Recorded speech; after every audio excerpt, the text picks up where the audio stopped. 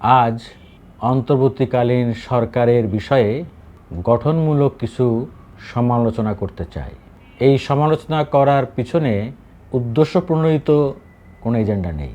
তবে হ্যাঁ, উদ্দেশ্য তো একটা আছেই, সেটি হলো অন্তর্বর্তীকালীন সরকারের মাননীয় প্রধান উপদেষ্টা ডক্টর মোহাম্মদ ইউনূস তার উপদেষ্টা পরিষদকে সহায়তা করা।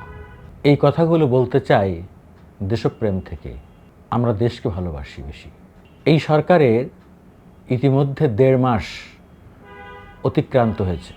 এই 1.5 মাসে জনগণের দৃষ্টিতে, সচেতন মহলের দৃষ্টিতে এবং যারা ঘটনা পর্যবেক্ষণ করেন তাদের দৃষ্টিতে এবং আমার বিশ্লেষণে, একজন সংবাদকর্মী হিসাবে, একজন সাংবাদিক হিসাবে এই সবগুলো বিশ্লেষণ একত্রিত করে আমি সরকারের কিছু ভুল চিহ্নিত করেছি, সেটা অ্যানালাইসিস করতে চাই। তার আগে একটি কথা বলতে চাই। রেড জোন বলে আপনারা একটা কথা শুনে থাকবেন সরকারের মধ্যে, বাংলা হলো কি লাল এলাকা। আসলে রেড জোন কথাটাই প্রচলিত। এটি হলো প্রধানমন্ত্রীর কার্যালয়ের মধ্যে, যেখানে প্রধানমন্ত্রী অফিস করেন, তার মুখ্য সচিব, তার সচিব, তার সামরিক সচিব যেখানে অফিস করেন, এই পুরো এলাকাটাকে, মানে এই অফিসের এই এরিয়াটাকে বলা হয় রেড জোন। মানে এখানে ইচ্ছা করলে যে কেউ ঢুকে পড়তে পারে না, অনেকগুলো ধাপ পেরিয়ে তাকে যেতে হয়। এখন সেটির নাম প্রধান উপদেষ্টার কার্যালয়, সেটি এখন রেড জোন। আসলে রেড জোনে থাকলে আমরা দেখেছি সেখানে জনগণের অনেক কথা পৌঁছায় না, মানে পৌঁছাতে দেওয়া হয় না। অন্তত গত 15 বছরে আমরা সেটা দেখেছি। আর জনগণের কথা পৌঁছায় নাই বিধায় যার পরিণতি হয়েছে ভয়াবহ। সেই পরিণতির মধ্য দিয়ে 2024 সালের 5ই আগস্ট একটি ঐতিহাসিক দিন, বাংলাদেশের মানুষের নতুন এক বিজয়ের দিন।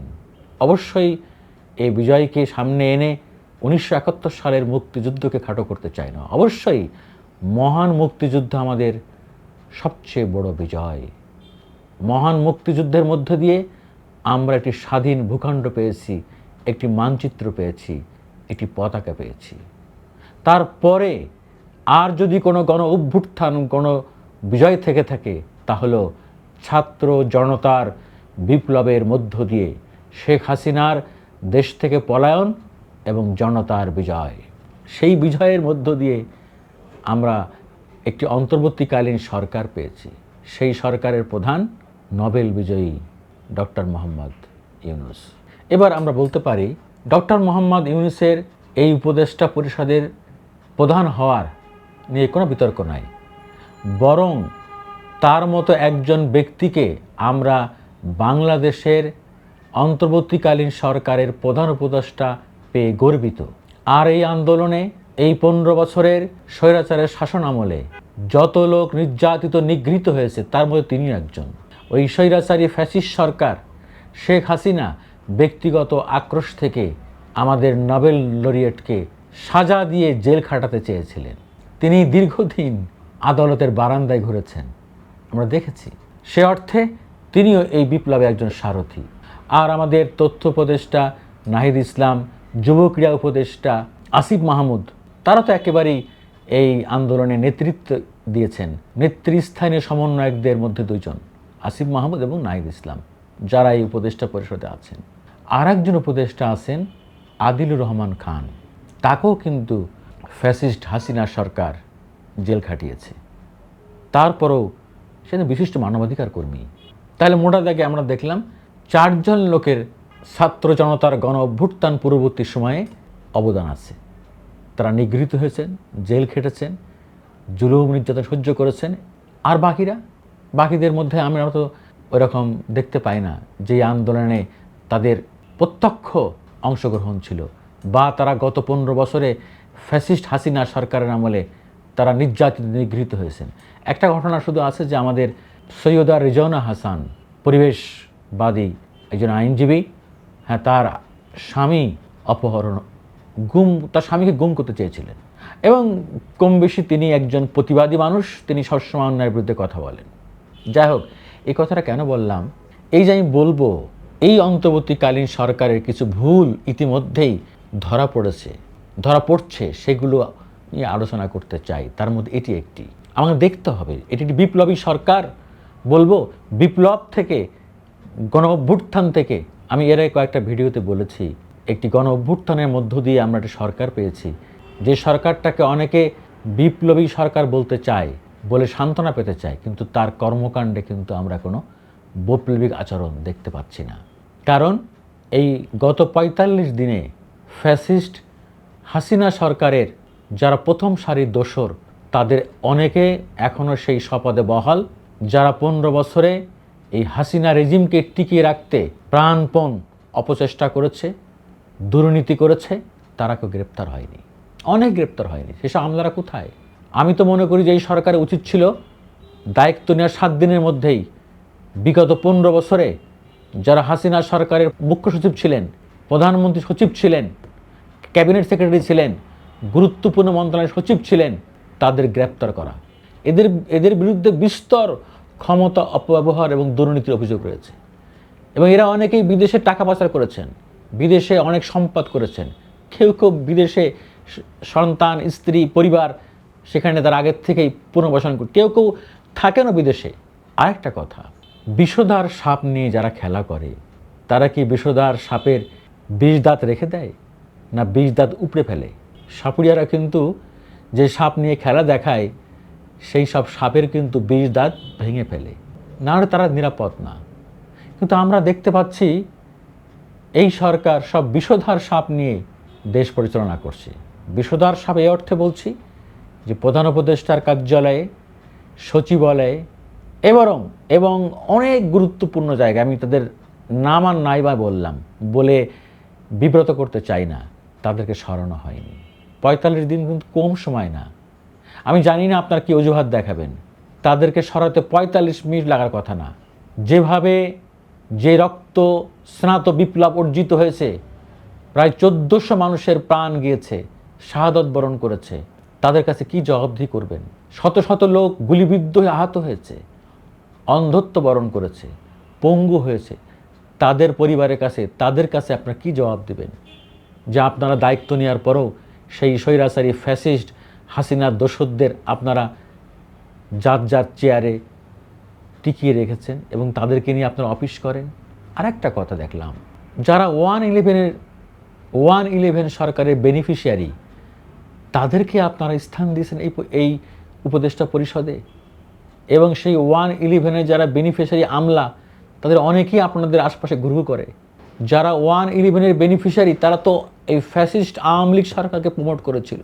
আমরা বুঝতে পারি না কেন আপনারা এই সব সিদ্ধান্ত নিলেন। আমরা কিন্তু কনফিউজ, আমাদের মধ্যে নানান সন্দেহ দিনে দিনে ঘনীভূত হচ্ছে। আপনারা স্পষ্টীকরণ করছেন না, তাই আপনারা বিপুল সংখ্যা কর্মকর্তাকে পদোন্নতি দিয়েছেন, যারা বঞ্চিত, তাদের কিন্তু পোস্টিং দেন নাই। এটা রহস্যজনক। যোগ্য, মেধাবী, সৎ যেসব কর্মকর্তা গত 15 বছরে ফ্যাসিস্ট হাসিনা আমলে পদোন্নতি পায় নাই, তাদেরকে আপনারা প্রমোশন দিলেন, অবশ্যই সাধুবাদ পাওয়ার যোগ্য। পোস্টিং দিচ্ছেন না কেন? রহস্যজনক। এটি আপনাদের একটি ভুল। আচ্ছা, ভুল যে বলছি বারবার, এটা কিন্তু জনগণের কথা। দেয়ালে কান পাতলেই আপনারা শুনতে পাবেন, রেড জোনে বসে শোনা যাবে না, জনগণ থেকে বিচ্ছিন্ন হয়ে এটা বোঝা যাবে না। দ্বিতীয় ভুলটা হলো যে আপনারা এই আন্দোলনের পুরো ক্রেডিটটাকে শুধু ছাত্রদের দিবেন। এই আন্দোলনে কি একমাত্র ছাত্ররা অংশগ্রহণ করেছে?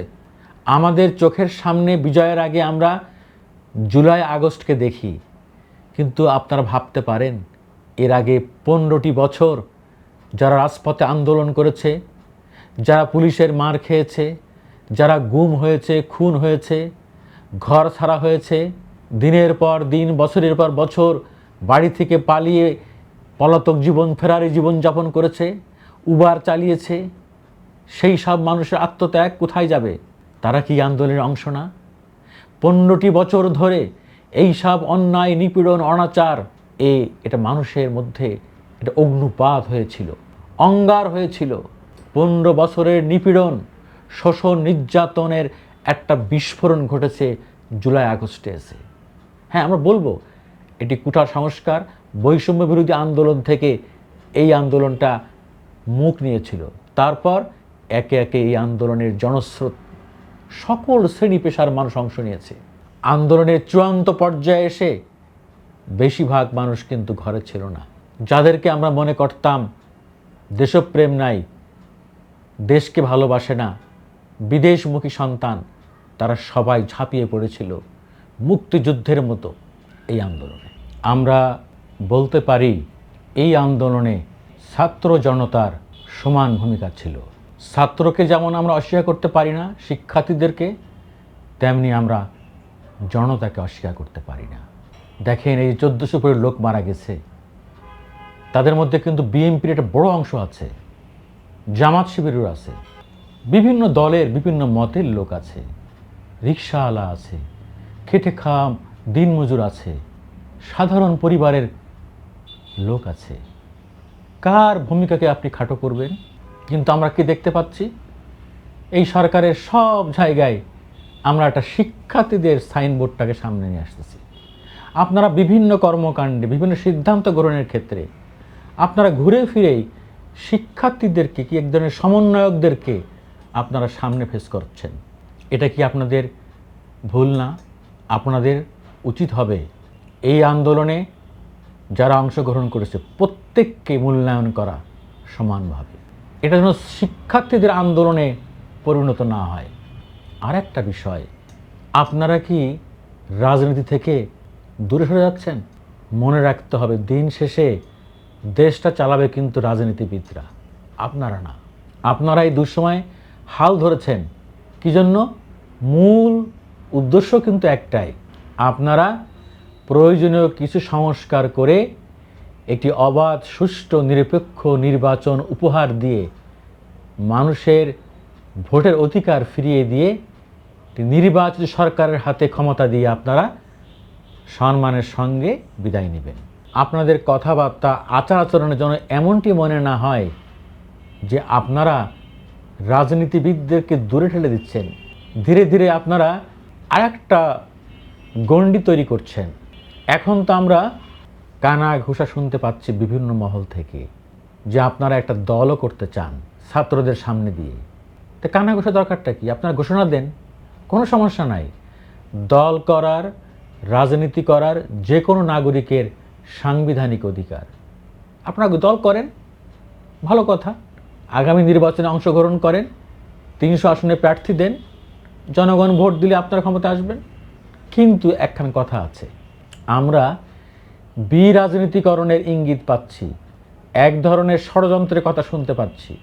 ঠিক 1/11-এর সময় যারা -2 ফরমানা নিয়ে তৎপর ছিল, যেই মহলটা, আমরা এখন সেই মহলটাকে বিভিন্নভাবে কথা বলতে শুনছি। তাদের আচার আচরণ, তাদের সার্বিক কর্মকাণ্ড এবং তাদের মিডিয়া হাউসগুলো থেকে নানান রকম আমরা গন্ধ পাচ্ছি। এই বাংলাদেশে আর বিরাজনীতিকরণের খেলা চলবে না। দেশি বিদেশি চক্রান্ত করে, কিংস পার্টি করে আপনারা বিরাজনীতিকরণ করবেন, এই বাংলার জনগণ, এই বাংলাদেশের স্বাধীন সচেতন মানুষ সেটি আর হতে দেবে না। অনেক রক্তের বিনিময়ে, অনেক ত্যাগ তিতিক্ষার পরে এই বিজয় অর্জিত হয়েছে। হ্যাঁ, আপনারা যে সংস্কারের কথা বলছেন তার সঙ্গে একমত। বিশেষ করে নির্বাচন ব্যবস্থা সংস্কার খুব জরুরি। বিচার বিভাগ সহ আপনারা যে 6টি সেক্টরে সংস্কার করতে চান, করেন, খুব ভালো কথা। কিন্তু সংস্কারের নামে তো আপনাদেরকে মানুষ অনন্তকাল সময় দেবে না, এটা মনে রাখতে হবে। আর একটা বিষয়, দেশে এখন কয়টা সরকার? এটি কথাটা শুনতে একটু খারাপ শোনা যাবে। আমরা জানি 5ই আগস্টের পরে 8ই আগস্ট শপথ নেওয়ার মধ্য দিয়ে ডক্টর ইউনূসের সরকার দায়িত্ব পালন শুরু করেছে, উপদেষ্টা পরিষদ। এর বাইরে আমরা সরকারের মধ্যে নানান রকম সরকারের আওয়াজ পাইতেছি। কিছু কিছু গোষ্ঠী মহলের আচার আচরণ, অ্যাক্টিভিটিস, কথাবার্তা দেখে মনে হয় তারা সরকারের থেকে আরও এক ধাপ আগায় আছে। তারা কথা বলে সরকারের ভাষায়। এরা কারা? এগুলোকে আপনার প্রশ্রয় দিবেন না। যদি আপনার সরকারের মধ্যে সরকার সৃষ্টি করেন, এটা হবে আর একটা মস্ত বড় ভুল। এই ভুল বাংলাদেশের মানুষ মেনে নেবে না। আপনাদের মনে রাখতে হবে, আওয়ামী লীগের মতো একটি ফ্যাসিস্ট দল এবং শেখ হাসিনার মতো একজন স্বৈরশাসক ফ্যাসিস্টের নাক পাশ থেকে বাঁচার জন্য, তার মৌলিক অধিকার ফিরে পেতে মানুষ 15-16 বছর অপেক্ষা করেছে, অনেক ত্যাগ স্বীকার করেছে। তাই মানুষ স্বভাবতই তার সব অধিকার ফিরে পেতে চাইবে এবং মানুষের সব ন্যায্য অধিকার ফিরিয়ে দেওয়ার দায়িত্ব কিছুটা আপনাদের এবং কিছুটা সামনে যে নির্বাচিত সরকার ক্ষমতা আসবে তাদের। কিন্তু আপনাদের কাছে যে সমস্ত ন্যায্য অধিকার মানুষ প্রত্যাশা করে যৌক্তিকভাবে, তা যদি আপনারা দিতে ব্যর্থ হন, তাহলে মানুষ কিন্তু আপনাদের বিরুদ্ধে কথা বলা শুরু করবে। এখন কানাঘোষা হচ্ছে, আস্তে আস্তে কিন্তু মানুষ প্রকাশ্যে কথা বলা শুরু করবে। তখন কিন্তু আপনাদের ইমেজ সংকটে পড়বেন এবং আপনাদের টিকে থাকা নিয়ে একটি বড় সংকট তৈরি হবে। আমরা সেটি চাই না। আমরা কোনোভাবেই এই সরকারের ব্যর্থতা দেখতে চাই না, এই সরকার ব্যর্থ হোক সেটিও চাই না। মানুষ তার অধিকার আদায়ের জন্য স্বৈরাচারের নাক পাশ থেকে মুক্তি পেতে চেয়েছিল। সে মুক্তি আপনাকে দিতে হবে। তাই সব ক্ষেত্রে সর্বাগ্যে ছাত্র সমন্বয়কদের রাখলে এই সরকার বিতর্কের মুখে পড়বে। সবাইকে রাখতে হবে। আর একটা কথা, বাঙালি কিন্তু খুব আবেগপ্রবণ। এই আবেগে সে মুক্তিযুদ্ধে গিয়েছে, বাঙালি আবেগে জীবন দিয়ে দিয়েছে। এই আবেগে জুলাই আগস্টে সে জীবনের মায়া করেনি, রাজপথে নেমেছে, গুলি খেয়েছে। ওই যে পুলিশ বলেছিল একটা গুলি করলে একটা মরে, আর গুলো সরে না।